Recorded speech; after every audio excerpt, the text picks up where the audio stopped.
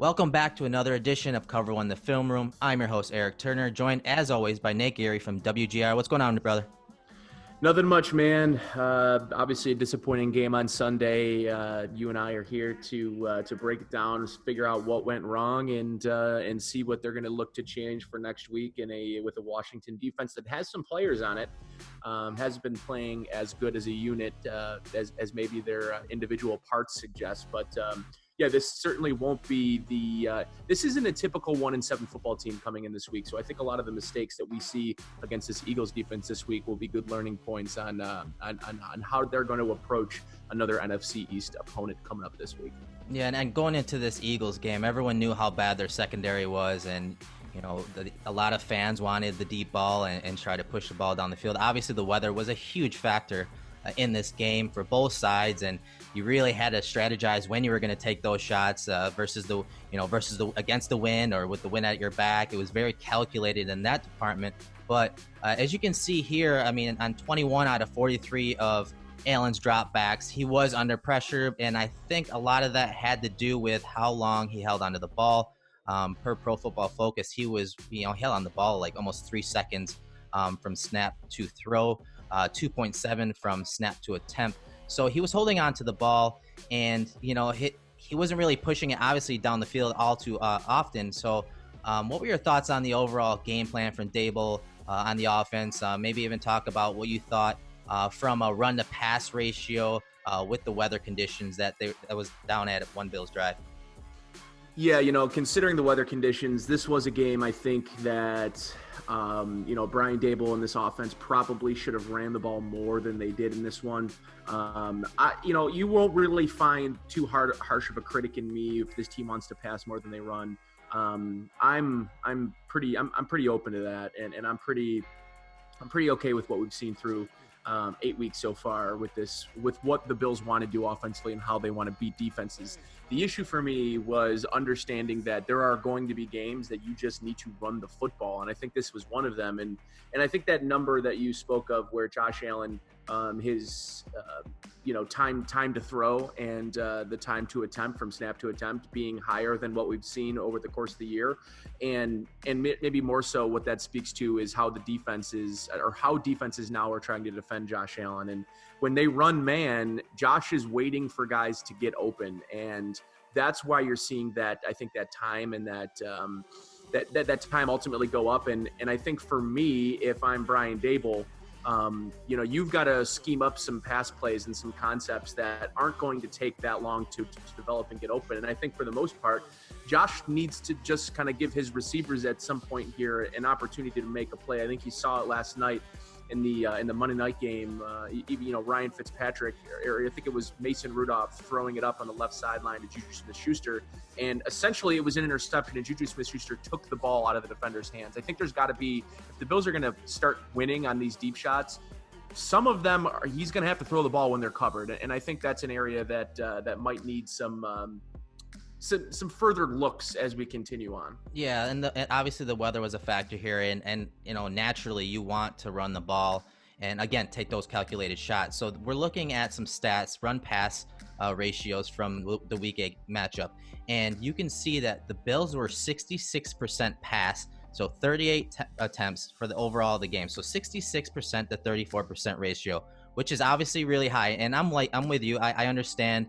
Most of the analytics tell you to pass as much as you can and supplement it with the run. And this is all down, so 66%. But when I whittle it down to just first down, this is the issue I have, because the average third down for the Bills on the day was 3rd and 8.5. That is well above what they normally do. And it has to do with early downs. On first down, the Bills were 74% pass, 17 attempts, had a 35% success rate. And with the run, they were 83% success rate, and they averaged 7.5 yards. Again, the sample's small, 6 runs, 26% of the time. I understand the sample is small, but what I want you to compare is the yards per attempt in the pass on first down and the yards per carry on first down. That difference shouldn't be that it should be more in favor of the pass. If you're going to pass on early downs when teams are going to stack the box, when teams are pressing with man coverage and stacking the box versus Josh Allen because they're not afraid of his deep ball, you got to be able to have more than 4 yards per attempt in that area. You got to have a higher yards per attempt in pass, in my opinion. And it just goes to show that, maybe some of the play designs didn't work. It's not always going to work. I understand that, and that, you can critique Daboll all you want about that. But you look at a lot of the other offenses in the league, you're going to find very same critiques and issues especially from a fan's perspective. But my issue was just the run to pass ratios, and it's as simple as that, in my opinion. I think, as you said, they needed to run the ball more, and especially on early downs. You know what?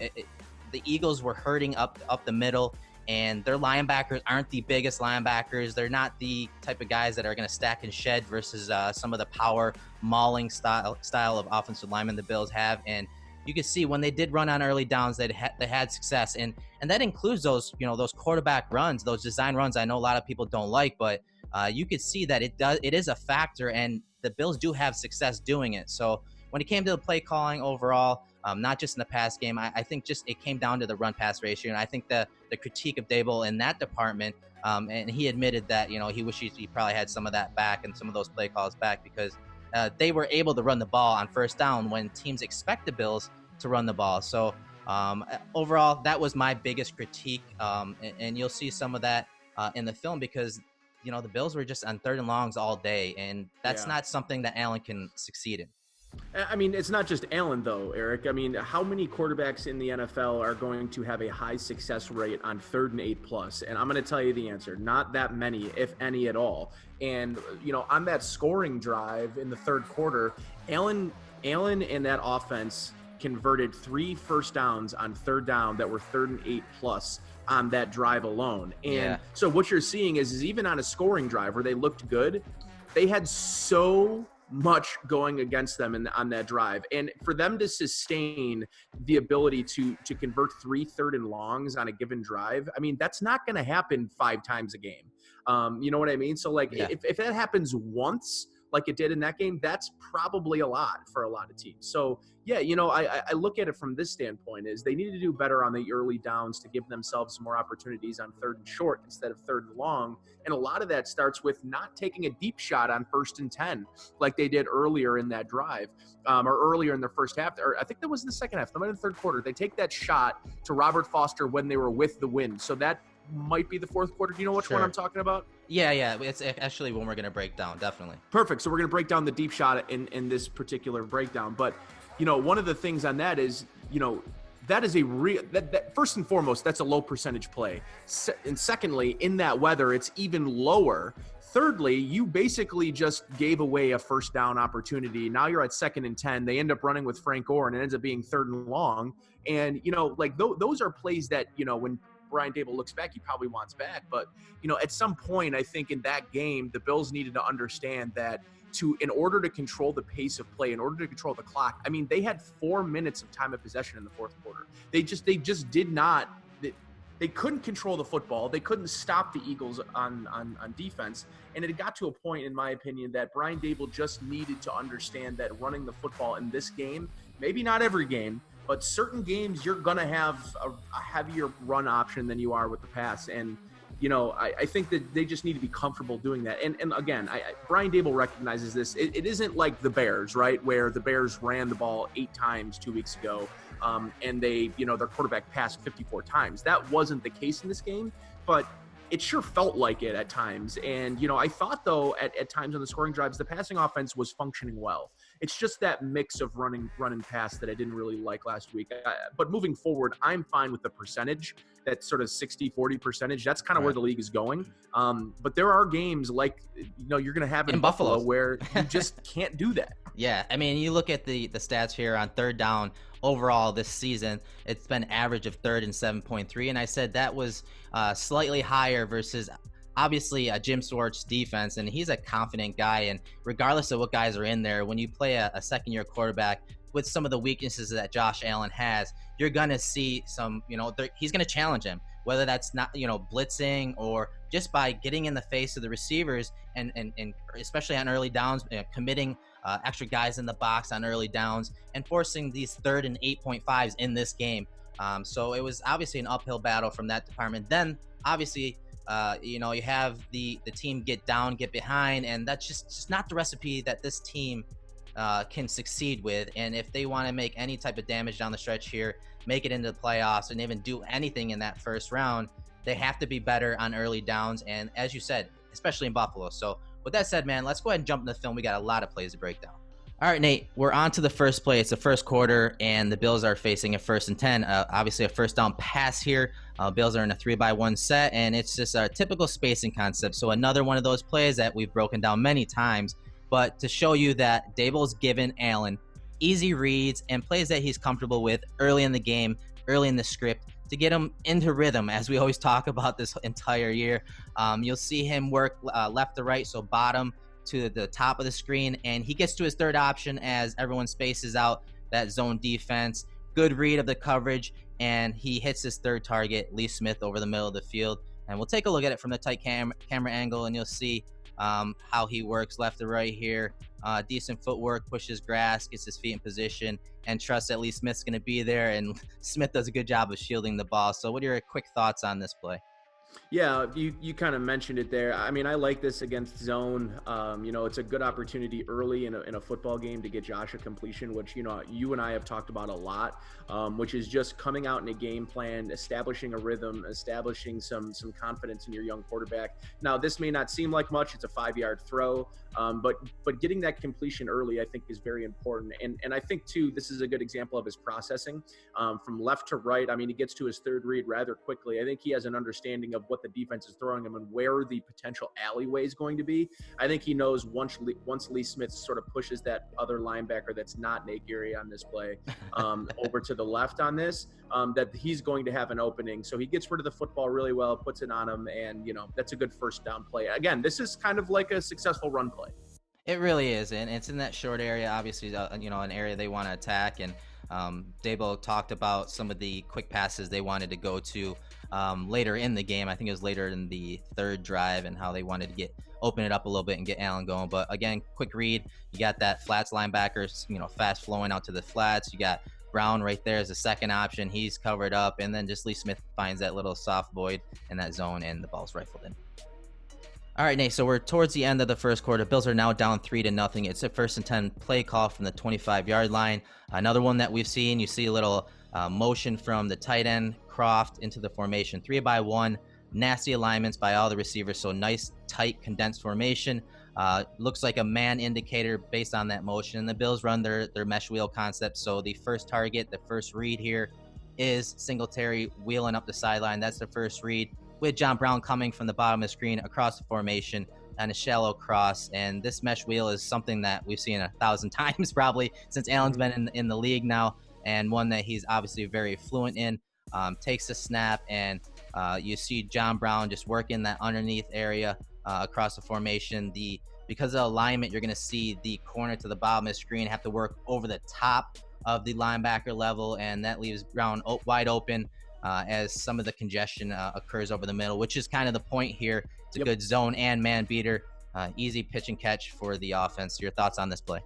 Yeah, I think you kind of said it perfectly there. A good man or zone beater. And on this play, I mean, if you're Josh Allen pre-snap and you see a safety over your best receiver, I'm saying, money in the bank all day long right here, right? Yeah. Not only that, but Brian Daboll mentioned in his press conference yesterday about designing a couple of plays, especially early in the game, to Devin Singletary, and this is one of them. And he mentioned, I think this is a direct quote, is the ball just didn't go his way. This play right here, this wheel that Devin Singletary is running, I think is, you mentioned, he's the primary focus on this play, and they're designing this play to get Devin Singletary the ball. And I'm interested though that in this game, I'm surprised that Brian Daboll didn't draw up more opportunities for Devin Singletary to get the ball out of the backfield. This game was a heavy Devin Singletary game, and you wouldn't know it by looking on Twitter after the game. Most people were upset that Devin Singletary didn't get the ball enough, but it's not to say that he wasn't used a lot. Devin Singletary, I think, led in snaps by almost 20 snaps over Frank Gore in this game. So Devin Singletary was the primary back on most formations and most plays in especially the game. Especially pass. They just didn't really gear him up for the run at all, which was surprising, and I think something that'll change moving forward. No doubt. But in this particular game, They were trying to dial him up in the pass game, which is interesting because, again, what we know about Devin Singletary, what we knew about him coming out of college is he wasn't a pass-catching back. But don't tell Brian Daboll that, because I think he's recognizing Devin Singletary as probably one of his more threatening pass-catching options on the offense. Get him in space, right? I mean, his usage in college, not being used out of the backfield as a receiver, was more of a direct result of Lane Kiffin's scheme and how they didn't really target running backs more so than actual, his skill set. Because, I mean, when we flash back to the draft and, teams are talking about Singletary and specifically the front office personnel of the Bills, they said we went and worked him out privately, but the thing that we worked on were his receiving skills. So obviously they knew the role they wanted Singletary to fill this year. Now, I do agree with fans when they say, yeah, I'd like to see him get a little more touches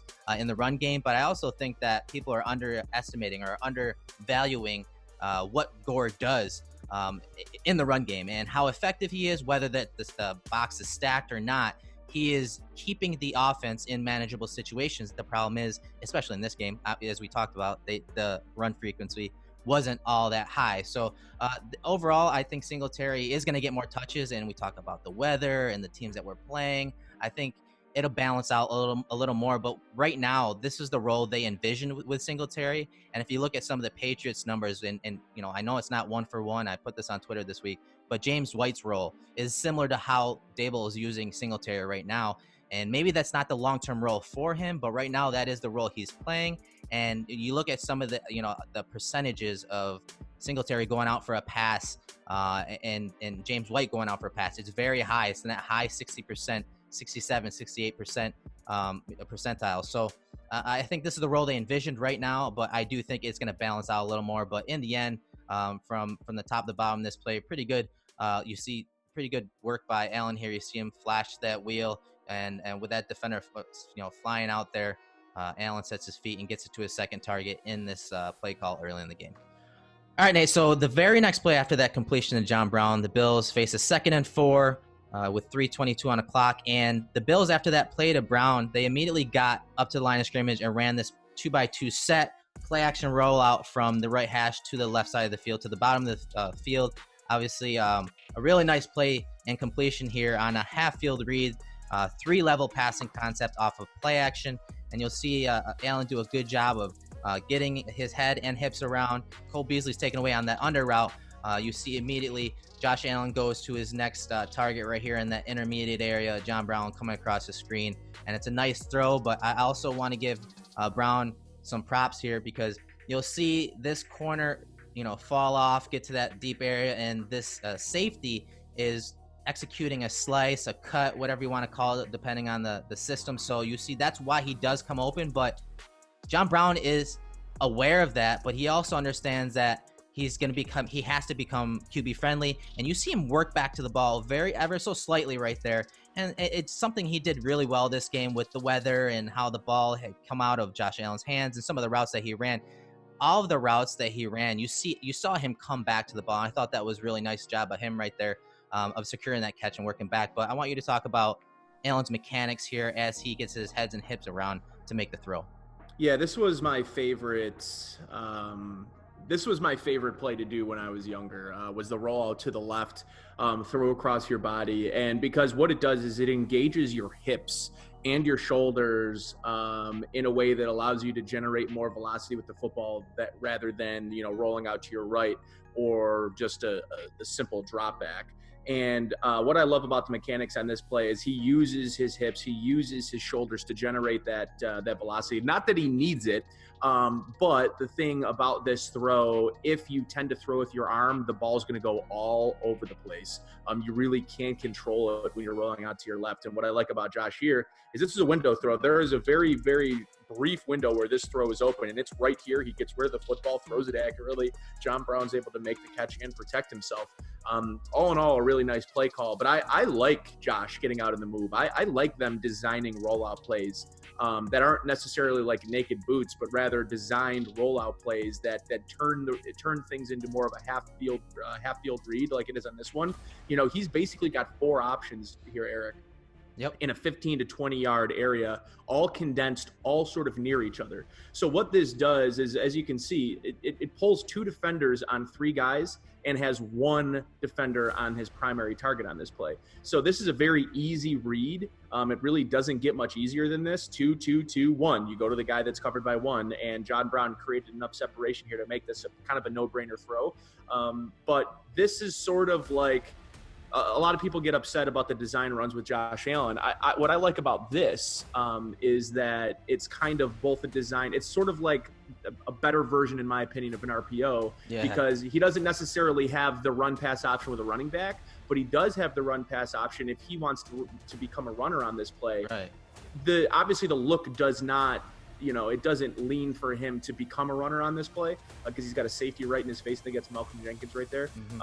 But regardless, what I like about this play design, and it gives Josh Allen options to either use his legs or to use his arm, and he makes the right decision on this play, which is what you want to see. I loved your point on how he generates that torque because especially with the direction the Bills were going and the wind obviously being a factor, he needed to generate that torque. And you can see him, the way he's twisted right here. This is how he's generating that torque with his hips. And then you see him driving downhill towards the receiver. And if he does it, as you said, if he throws it with just arm, there's a good chance it's not going to have as much velocity. That may not cut through the wind. Who knows? You could see the, kind of the flags on the top of the goalpost, the way the wind was blowing.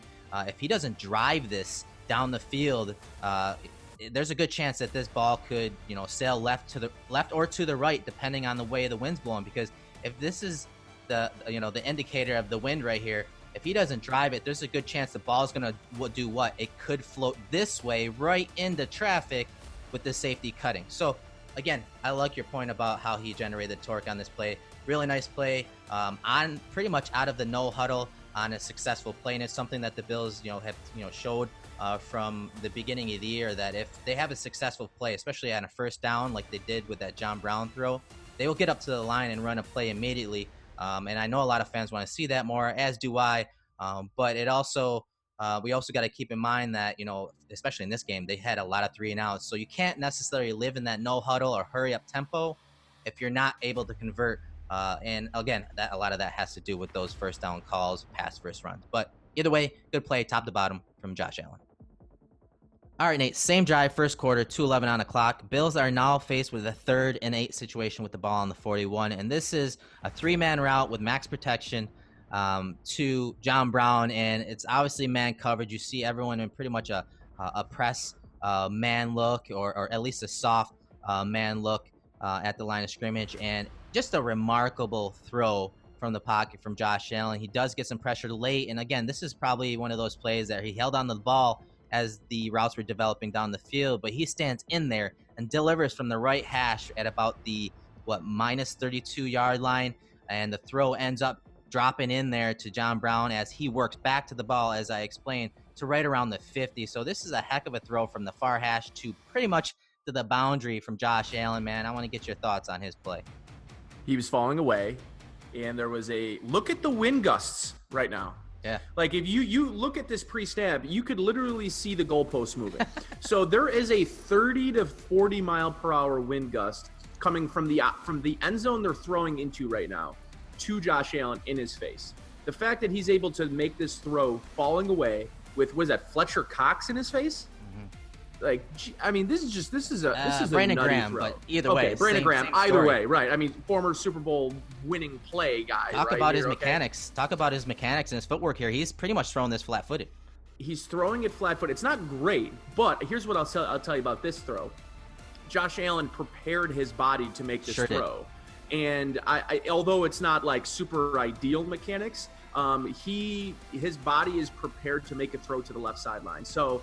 I mean, arm strength plays a factor here, right? Because there's no legs to generate the torque here. I mean, arm strength absolutely plays a factor on this play. And I think, too, the way that the ball comes off his fingers here is really important, because if this ball has any semblance of like a flutter or a duck, this thing is not getting to John Brown. This has got heat on it, man. Right. It's got heat. It's got spin, and man, he puts it in and just you couldn't have gift wrapped that in a better way. And kudos to John Brown too on this one for coming back to the football and making a hell of a catch, getting both feet in. John Brown, man, and I said this after the game. You rewatch this first half, you come away thinking John Brown's got to get 10 plus targets every single game. There is no excuse why John Brown doesn't get 10 targets a game.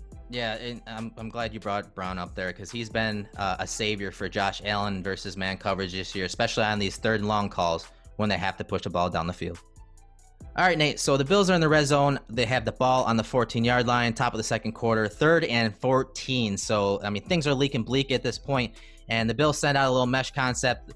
They motion Duke Williams across the formation, looks like man coverage, and the Eagles appear to play some type of split field coverage, meaning that half of the field is playing one coverage, half of the field is playing a different coverage. But in the end, you'll see the little mesh concept across the middle, and Beasley with a little stutter right there at the mesh point. And, Beasley kind of extends his route a little deeper, and it's Josh Allen extending the play and breaking the pocket that really puts this defender, Nate Gary, in a bind.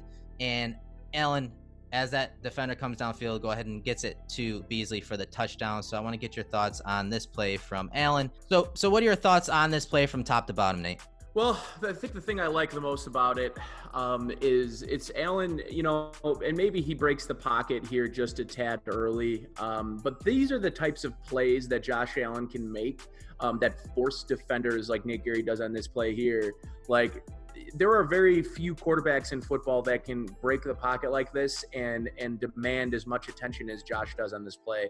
So although maybe I wanted him to step up here and remain in the pocket, that defender does a nice job of turning back around. And if Josh stays in the pocket, maybe he's got that defender right in his face. And to be honest with you, Cole Beasley isn't uncovering unless Josh Allen's making this play outside the pocket. Bingo. So as much as maybe he escapes the pocket a second or two quicker than I think a lot of us like, this play is not made without Josh Allen breaking the pocket and creating that separation from himself, the defender, and Cole Beasley. To be honest with you, this is a very difficult to play to defend as a defender. This is sort of like a nightmare situation if you're the linebacker. Like, you're at the end of the day, when you're with your team and you're watching film, either way, you're going to get yelled at on this play. Like, it's kind of one of those no-win plays. Yeah. And the thing that I love about Josh Allen on this play is he waits, and makes the throw once the defender commits. He sees the defender right here commit, balls out accurately, gets it to Cole Beasley. Cole Beasley walks in the end zone for a touchdown. So this play was very well covered by Philadelphia. Josh Allen just creates a situation that you need to commit another defender to him as a runner. It opens up the necessary hole, and boom, you get 6 points out of it. And this is a very, very, they ended up getting a penalty inside the red zone that moved them back on this play. And I think it was maybe a Lee Smith offsides or something happened where this was a 3rd and long situation inside the red zone. I think 3rd and 14 or something. Mm-hmm. And Allen right here, the one person you don't want to move back and give more space in the red zone to is Josh Allen because of his arm strength and his ability to find windows, but also because of this type of play where he breaks containment of the pocket. It's going to be impossible for your defenders to stick with those receivers. So this is a really great play, in my opinion, for the red zone. And this is something I'd probably like to see them come back to, whether it's designed or scramble mode. This is a play that definitely works. Yeah, and I like it. I like the play by Allen because it's 3rd and long. The only thing he can't do here is take a sack. And I think that's part of the reason why he does escape the pocket. There wasn't too much pressure, but the design wasn't the best in this play either for a 3rd and long situation. There aren't many 3rd and long calls, 3rd and 14 calls in the playbook anyways. And especially in the red zone where everything is more condensed. So it was a good, smart play by Allen to escape the pocket. And one of those plays where, having a mobile quarterback like Josh Allen, there are plays like this where the play isn't designed well. He can play above the scheme, play outside of structure, and make something happen because there's a good chance that if he does stay in the pocket here, maybe he gets sacked, maybe a fumble occurs, or maybe he takes a bad sack and he puts the team out of field goal range. So I think this 3rd and long play outside of structure by Allen was smart. And, as good as coverage the Eagles called here, they didn't put a spy on Josh Allen because they played more of a zone split field concept. Well, that's what happens outside of structure when you don't put a guy or account for Josh Allen, especially in the red zone. He's going to make things happen. And I think we see that week in and week out with him once they get inside the red zone, whether that's design runs for him or plays outside of structure, or plays on the perimeter when they run play action, stuff like that, that really maximize Josh Allen's skill set.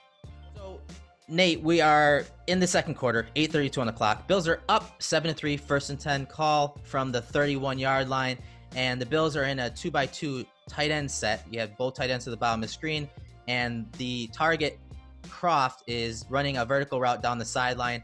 I like the scan and read by Allen here, a pre to post snap, because as the ball is snapped, you're going to see the Eagles simply drop out into a cover 3 look. And that means that this safety, Malcolm Jenkins, who was obviously aligned to the tight end side, has to drop into a deep third here.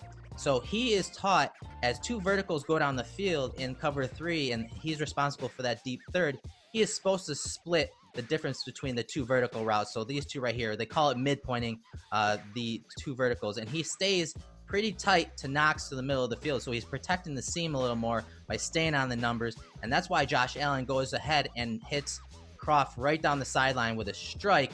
And it's a good job of Kroft of, securing the catch and obviously holding on to it as Jenkins comes down there and hits him. So your thoughts on Josh Allen's play from top to bottom?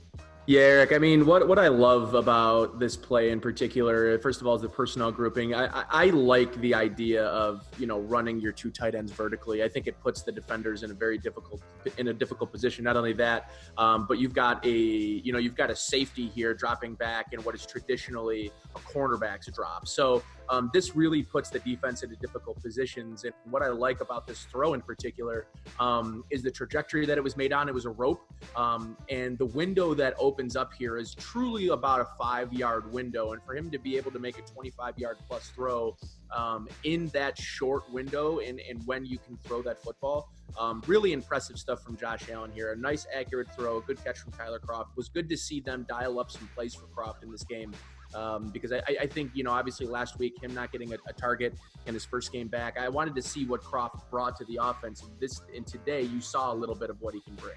Yeah, and it was one of those plays that they're trying to push down the field here. And out of this set, obviously, you could see him take the snap, and he's looking left to right and slowly, continuing with his drop. And he gets to the top of the drop, and the ball hitches once, and pretty much the ball is out. So the rhythm was good. Obviously, you can see his footwork is pretty clean. And, he's not bouncing too much, but he is pushing grass a little bit. And as soon as he gets to the top, it hitches real quick and delivers, as you said, a nice flat ball right there. And if there's any air on that, there's a good chance Malcolm Jenkins could then make a play on it.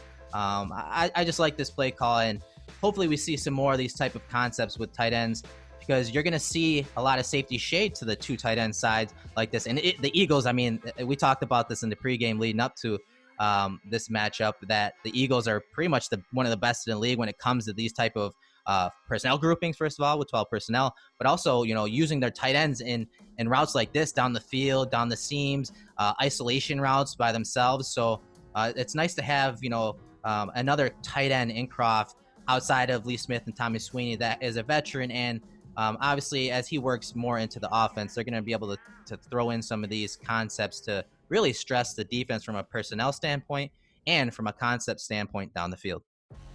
All right, Nate, so 2:27 left on the clock. It's the second quarter, 1st and 10 call, ball on the 20-yard line. Bills are up 7-3.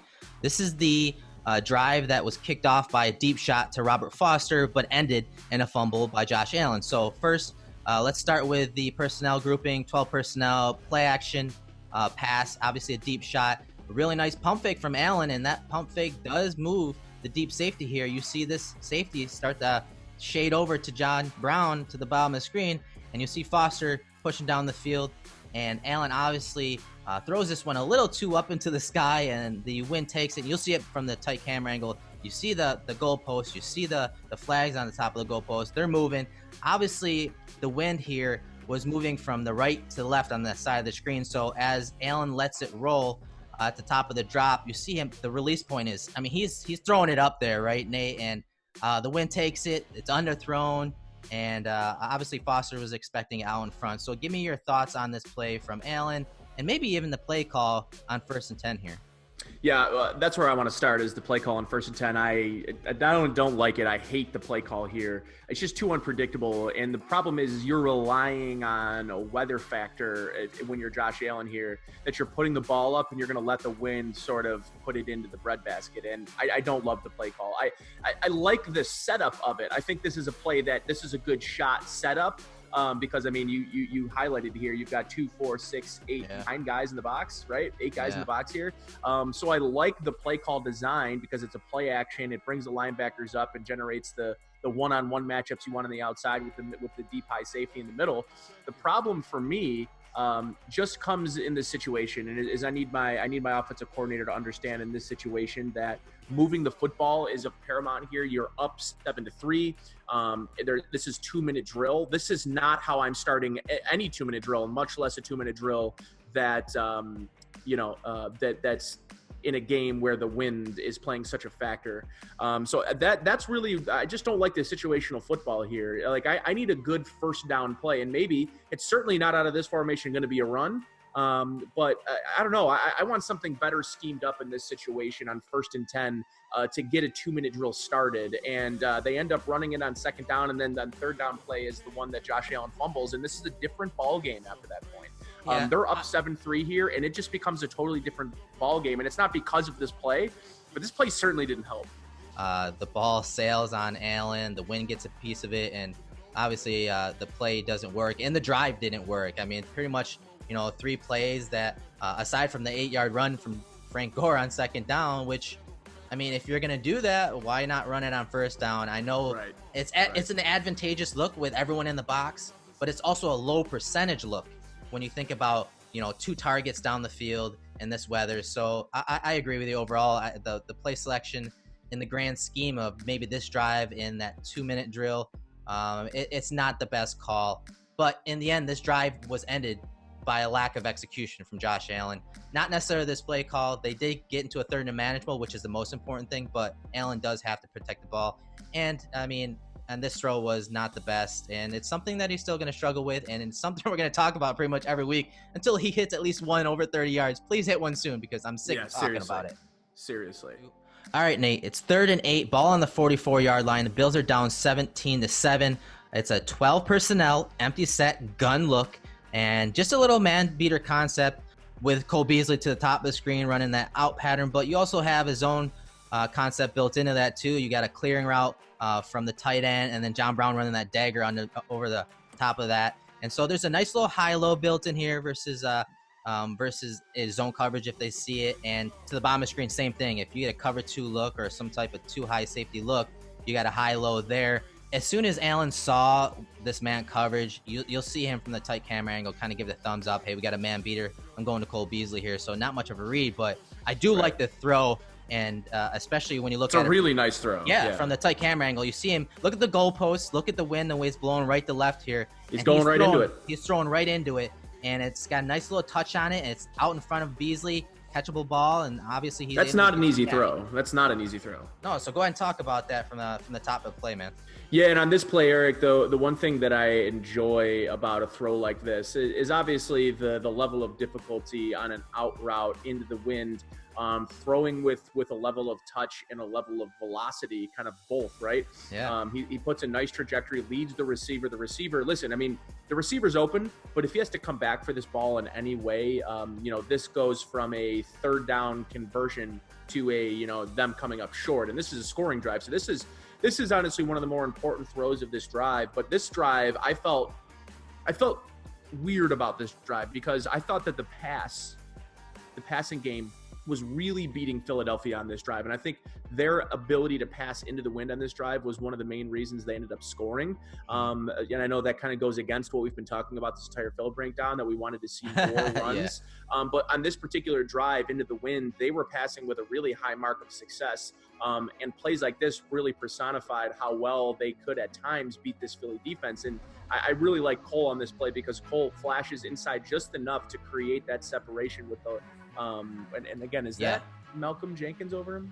No, it's not. But it's like this play, for some reason, just flashed in my head from last year. This was a play versus the Patriots in Week 16 that Josh Allen threw to McKenzie, and I believe it was intercepted by maybe a safety or one of the corners along that same boundary to the top of the screen.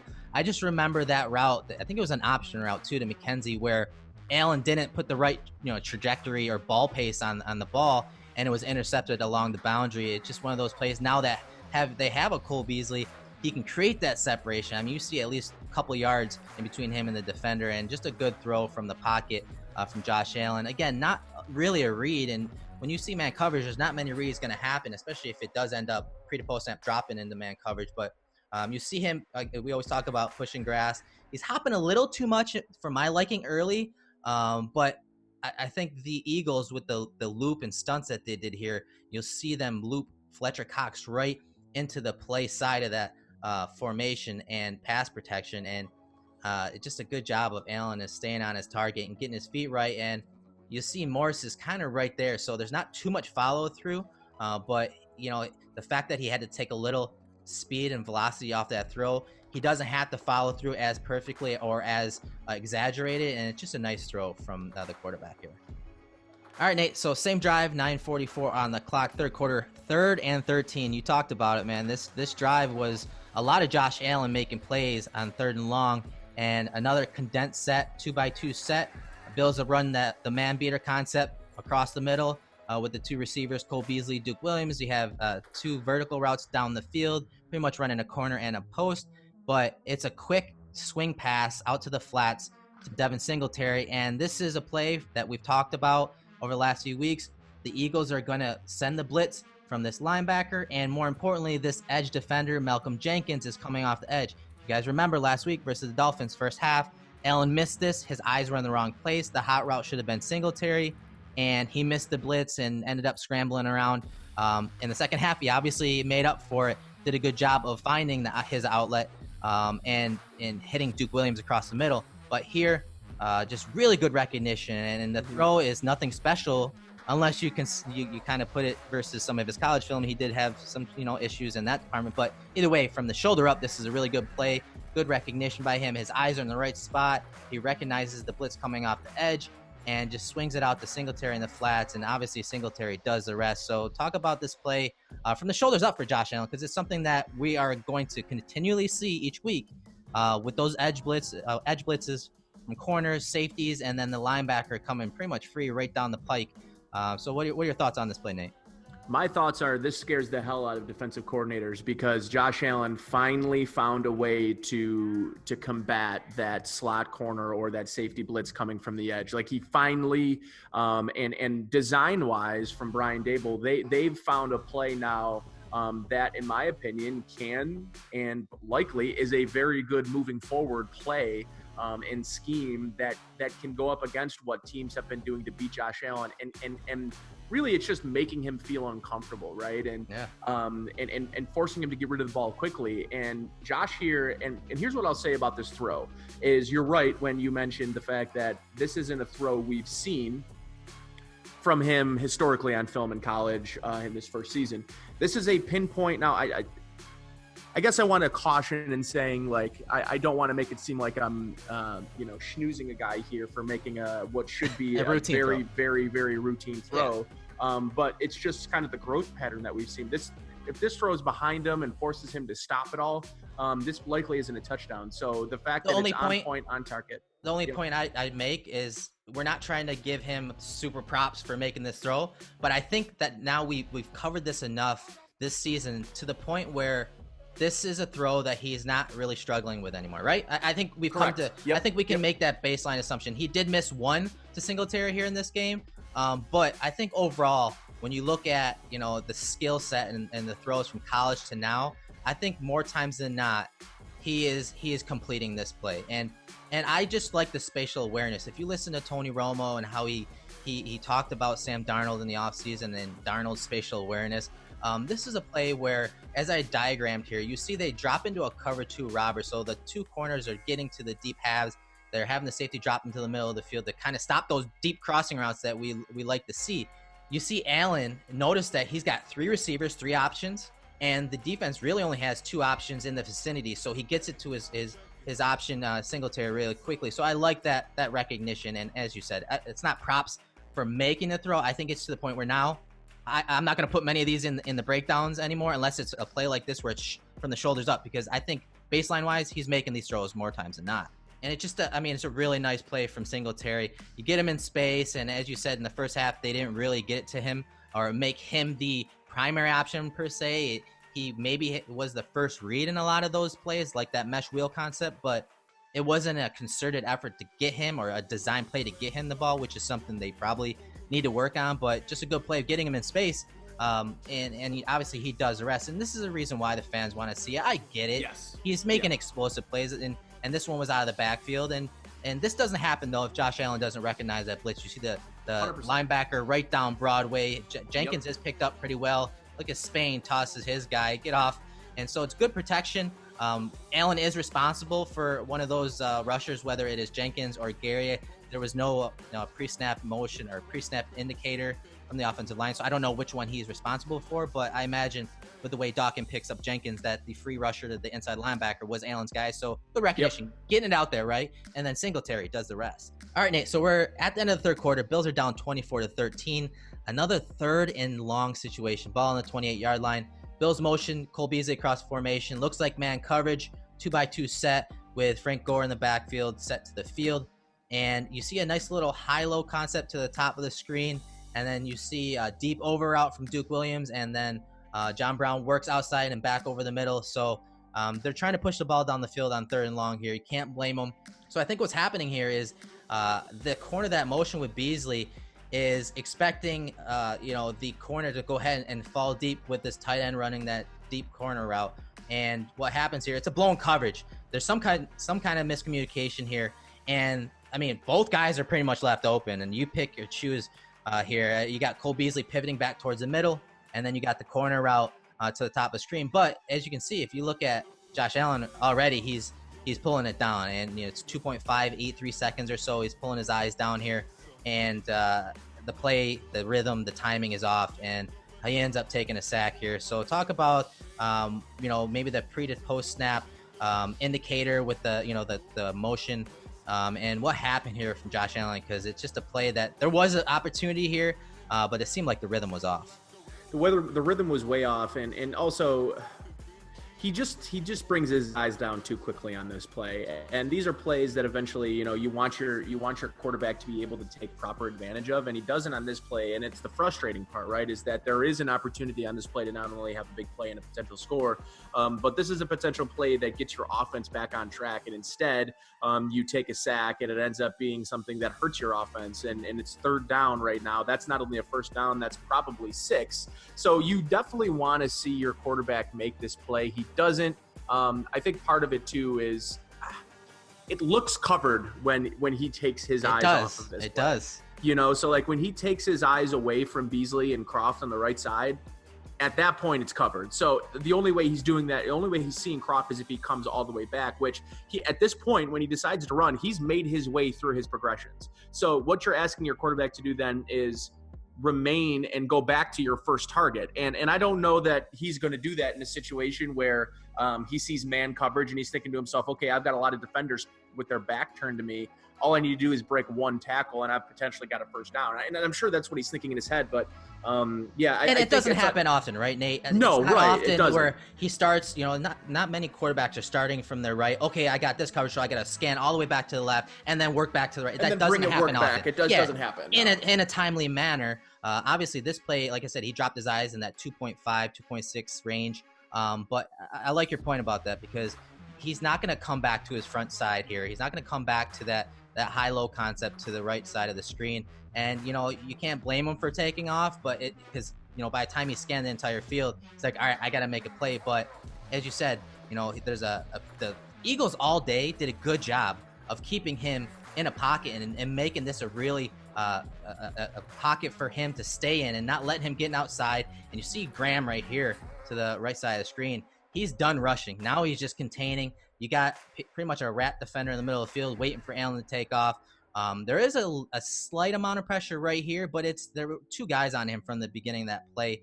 So that's really not an excuse, and just a good job by the defense. I think it's good coverage that it ended up in a blown coverage, but the timing of it with Allen's eyes and from pre to post snap really threw this play off. All right, Nate. So 4th and 10, ball on the 29-yard line. 2 minutes left in the third quarter. Very next play, 24-13, Eagles lead.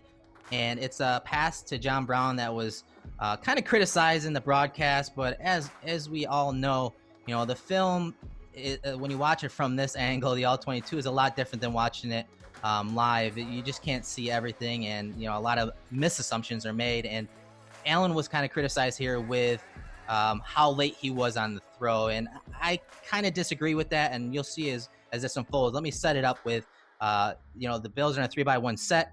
They have the nub tight end into the boundary, and they run obviously the mesh concept over the middle with Beasley and the tight end, and then they have a deep over route by Robert Foster, and obviously a route by Brown that, from what we've heard through interviews with Sal and in the locker room, it was supposedly some type of miscommunication by Brown that he ran the wrong route. I'm going to let it roll. I just want you to watch John Brown, because it looks like he's running a post route, and it shouldn't be a post route. If he admitted to running it incorrectly, this is my assumption. This is my guess into what happened. You see the Eagles are playing obviously a single high set.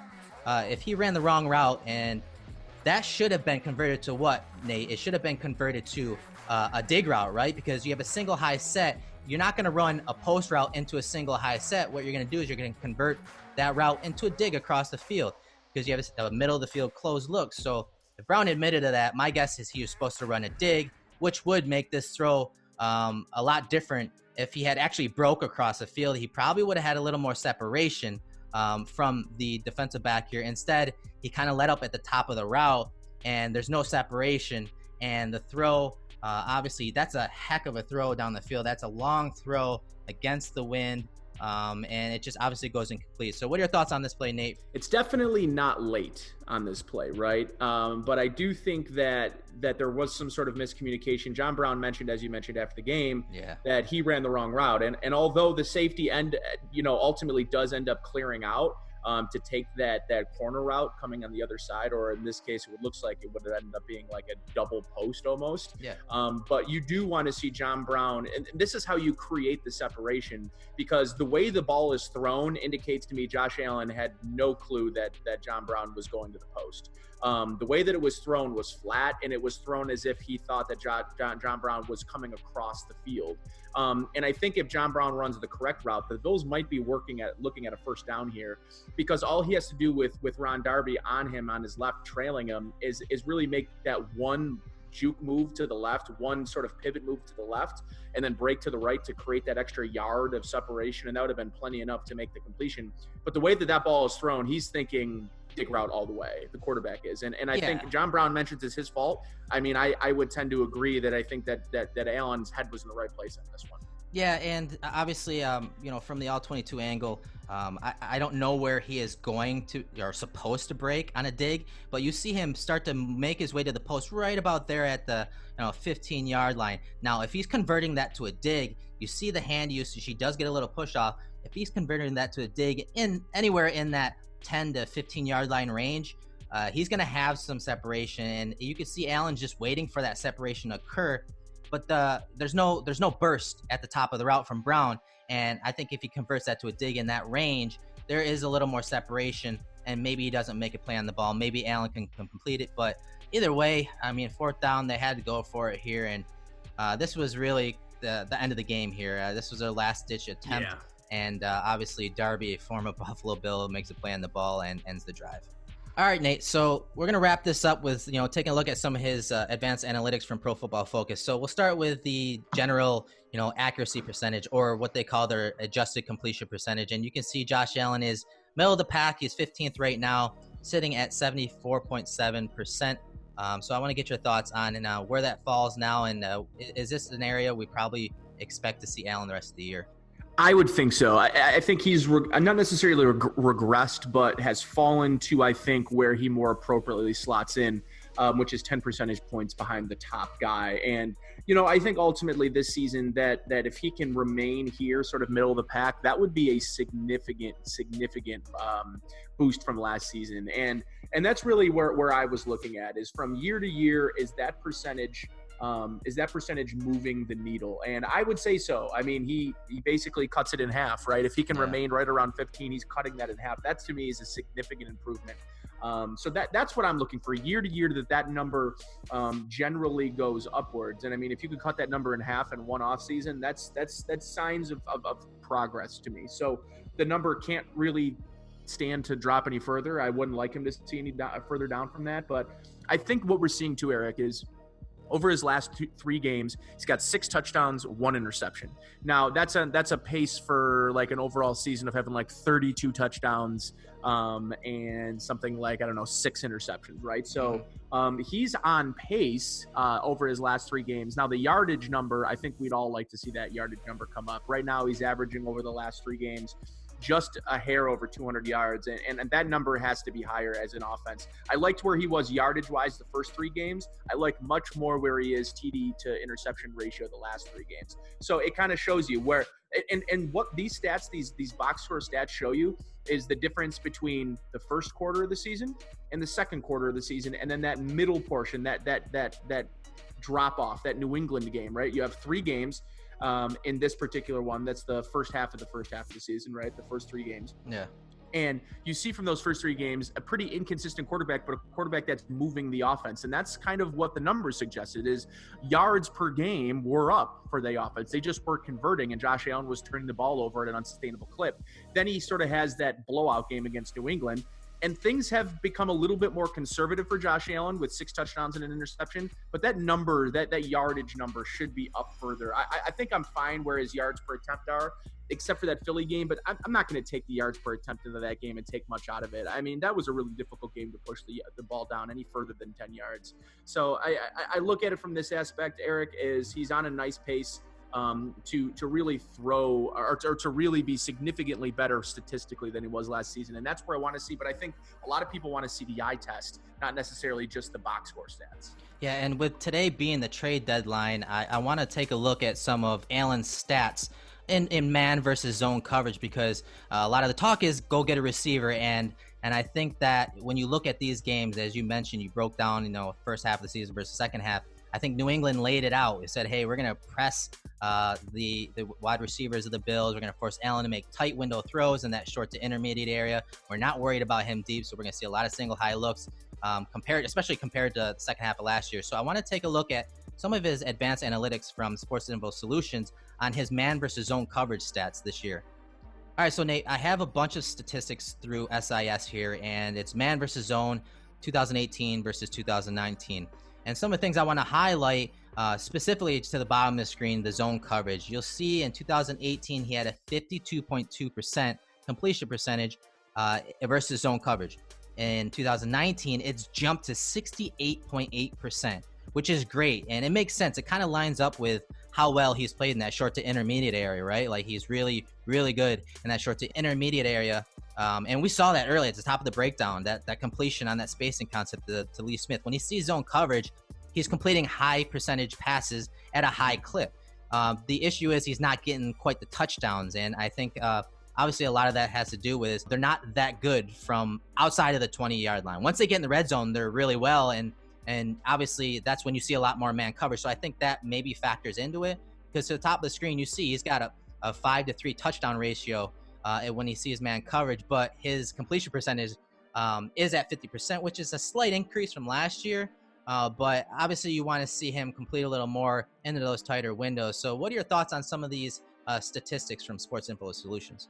Yeah, the one that sticks out to me, Erik, is the on-target percentage of Allen versus zone in 2019. I mean, he's at 77.1% of on-target percentage. That's a really, really high clip. That's a clip to me that spells success if he can continue that moving forward this season. I think the touchdown numbers will come if he continues to complete passes and throw on target at that percentage. In terms of the man, it doesn't necessarily surprise me at all. Some of his man numbers. I think if you looked across the league, I think you'd see a very similar breakdown. Hands down. Where completion percentage is going to be lower against man than it is against zone. What it suggests to me, though, is that the zone that I think what we're going to have to do is see Allen hit a big play against zone coverage. But to be honest with you, Eric, I think more and more teams are probably going to throw some man looks at Allen as the weeks progress. It's going to be how they can beat it. But it looks like at this clip, they are beating it. The problem is Allen can't hold on to the ball quite as long as he can in his zone. And I think that's why you're seeing the completion percentage down and also that sack number way up. Yeah, and this is a great lead into the trade deadline. Now, the talk is about going and get a receiver. You know, there's a lot of rumors of the AJ Greens and guys like that. If they were to get a receiver, this would probably be one of the reasons. But I don't know value-wise, and I'm not going to really get into, you know, what you're going to have to give up to get that. But this is part of the reason why Bean would look to get another receiver, a threat at receiver, because they obviously have the speed guys, all right? They have the Fosters, the McKenzies, the John Browns, and Beasley in the short area. But if they could add a guy with size and speed, like an AJ Green, for example, this would help Josh Allen's completion percentage, on target percentage. And if you look at the IQR there, that's like SIS's version of QB rating. And you see there is a jump in that rating. And obviously some of those weapons that they brought in, Cole Beasley and John Brown, have helped, as we saw in the film, you know, helped him when they do see man coverage, and he's got really no options, and he trusts guys like Brown on the outside. So this is one of those statistics versus man coverage that, you know, it makes sense and why Bean may look to upgrade that position if they were to. But what are your thoughts? Do you think they should give up some, say, a day 2 pick for a wide receiver that may help Josh Allen in man coverage? Yeah, it's not a bad idea, Eric. You know, at the end of the day, I don't think a move's going to be made at the trade deadline. You know, this podcast might drop, and by then the Bills have already made a move, which is something that happens. But I don't think they're going to make a move. I think they're going to stand pat. I think they like the guys they have in that locker room. I also think that this is part of the development process, Eric, that this team is on a progression and on a path that is steady upwards. And I don't think they want to veer off that too much by giving up a high asset to bring in a player that might not be here in 2 years. So at a position that's pretty loaded in this draft, right? Exactly right. Yeah. And I think if you have a, you know, top 25 pick this year, I think you're going to be in line to have one of the top 3 or 4 receivers in this draft. And that works for me. With that said, Nate, let's go ahead and wrap this up, man. Where can everyone find you on social media? What do you have going on WGR this week? Yeah, so I am back in the saddle for Sports Talk Saturday as per normal Saturdays. You can find me on Twitter at NateGearyWGR, talking football as is tradition. So, you know, obviously feel free to engage. I'm always about engagement. So always feel free to shoot me a note if you've got questions. Erik and I have got answers, and if I don't know, Erik will know. So that's it's kind of how we roll. So yeah, on Twitter at NateGearyWGR, and a pregame, halftime, and postgame. All right, Nate, thanks for coming on again this week. It was a good breakdown. We got through a lot of plays. And until next week, I'm your host, Erik Turner, and this is Cover One, the Film Room.